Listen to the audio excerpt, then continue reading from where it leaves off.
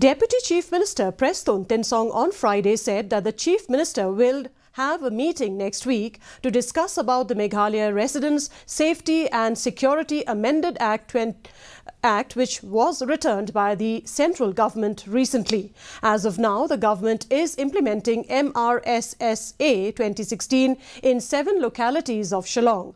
Regarding the land record in the state, the government has entrusted the District Council to go ahead with the digitalization of land records in the state. Deputy Chief Minister Mrssa Tensong, who held a meeting with the 3 district councils, said that this is an important project of the union government and it has to be implemented in the state.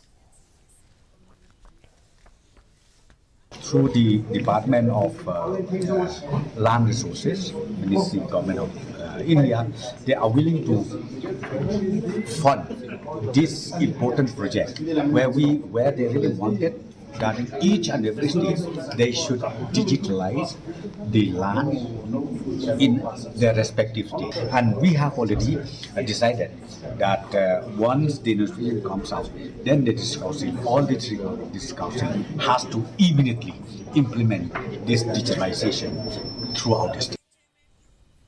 The demand for inclusion of Khasi